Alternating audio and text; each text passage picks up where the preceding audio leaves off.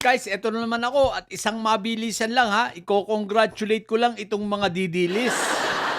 Oh, congratulations sa inyo mga didilis ha. Lalo na kayong mga kayong mga si Joey pala particularly kay Joey Dibiber at itong mga kasamahan niya. Oh, di ba?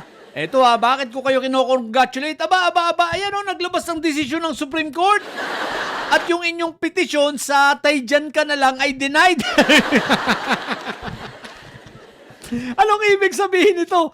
What the heck? Nasayang ang 304,000 na perma. Nasayang ang paiyak-iyak. Nasayang ang mga papunta-punta sa iba't ibang bayan at paperma-perma ng kunwari mga pabidyo-bidyo pala na kunwari ang daming tao. Tapos tetrenta lang yung binibidyohan. Ang malupit dito, yung paiyak-iyak ni Joey Dibiber. Sayang naman. Anyway, hindi ko to talaga kilala si Joey Dibiber ha. Pero sa mga hindi nakakaalam dyan, ito si Joey Dibiber. Ito yung sinasabi ng mga nakakakilala sa kanya na mga vlogger din, no? At mga kasamahan niya dati na ito daw yung babaeng hindi naliligo. Sabi ko naman, hindi, wag naman kayong ganyan. Babae yan. 'Di ba?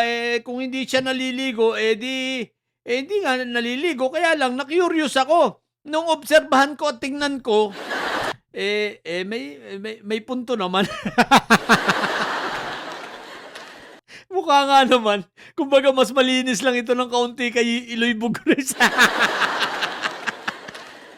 Pero balik tayo. Mga didilis, anyari na. Anyari sa 304,000 ninyong pumirma. Anyari na sa mga kasama rito ng mga bata at yung mga ghosts. Bakit kayo ay minamalas talaga? Sabi ko sa inyo, wag niyong isasama si Robin the Goat Kambing yan. Minalas tuloy kayo, may samalas yun Malas na nga yung mga naglakad, malas na nga ito sila Joey Dibiber at yung mga kasamahan nito. Sinama nyo pa si the Goat, minalas tuloy kayo. Tapos sino ba mga abogado rito? Si Topak Sio ba? Pag si Topak Sio, matik. Kaya pala tama, si Topak Sio nga. Kasama si Topak Sio dyan. Ayun, talo na naman. Talo na naman mga didilis. Sayang yung Tayjan ka naman. Paperma-perma pa kayo. Petition pa kayo sa Supreme Court. Ayan, denied. What the heck? Mga didilis. Sana ba kayo pinagpupulot? Lahat na lang palpak. Pati rally nyo palpak.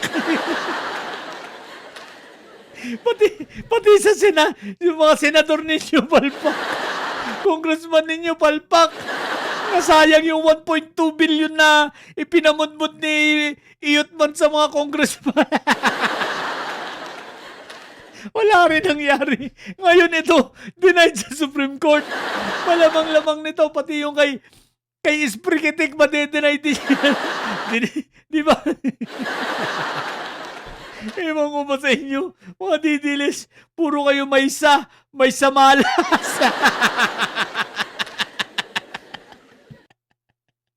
Pag didilis talaga, may no? May samalas.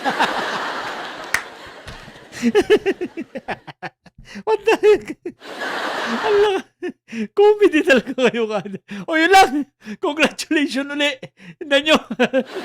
Sa mga bobong didilis dyan, mga may sayad. Manatili kayo mga may sayad at hindi naliligo ha. Manatili kayo mga bobo at may sayad sapagkat ang may sayad ay laging high blood. Bye!